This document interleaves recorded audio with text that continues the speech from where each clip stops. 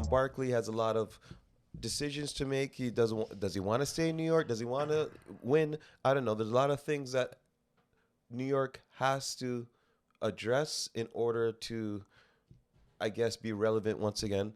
What do you have to say about your team that you so professed was going to show up? Obviously, they didn't show up. 7 points, and I believe that they scored it in the third quarter when the game was already done. It was like 28-0, and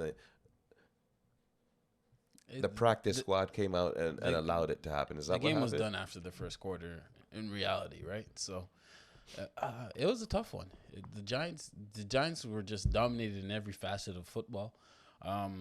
Again, a lot of people, and again, fandom blinds at sometimes. I did not predict the Giants to beat Philadelphia. You right? said that the Giants would have at least shown up Yes. and made it competitive. Yes. What happened to that?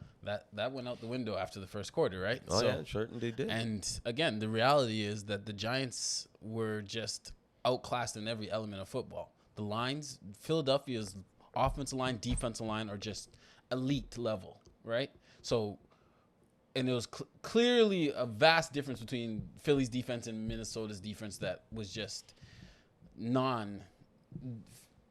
it's not even comparable. It was almost like watching two different sports, watching Philly's defense and Minnesota's from the previous week. And Daniel Jones, again, he doesn't have many options. Let's be fair too. Looking out there and looking out your receiving core and seeing Slayton and Hodgkin and James, that's one of the worst receiving cores in football, all of football.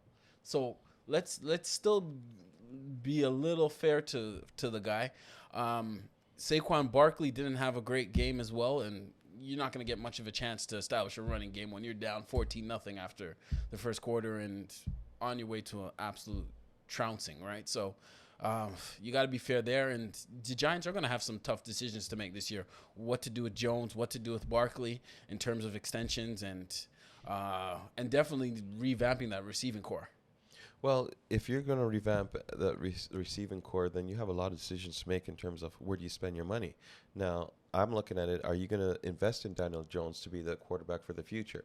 From what I've seen over the last couple of years, this has probably been his best year. Yeah.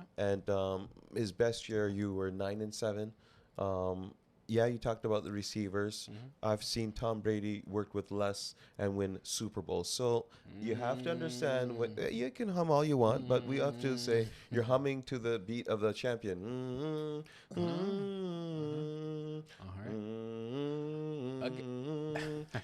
Tom Brady. Yeah, you sing that song because guess what? Daniel Jones had an opportunity. I'm not saying that he's not good, but in this game, he threw for 135 yards, not acceptable. And no touchdowns, turned over the ball, of course, you saw the INT. What do you have to make about that? Would you put your, $30, $35, $40 million a year into Daniel Jones? No, not at that level, right? You have to be getting a deal that makes sense for the franchise, right? To still, because there's so many holes in this team that to pay Daniel Jones, and then you'll fall into that same situation that the Cowboys are dealing, right? You're overpaying a quarterback.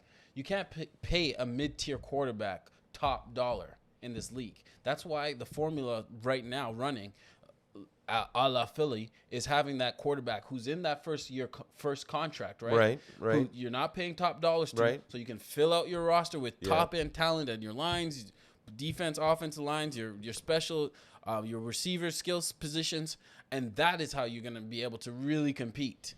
All right, but paying a quarterback and a running back top dollars is going to lead you to a Dallas Cowboys situation. So Giants.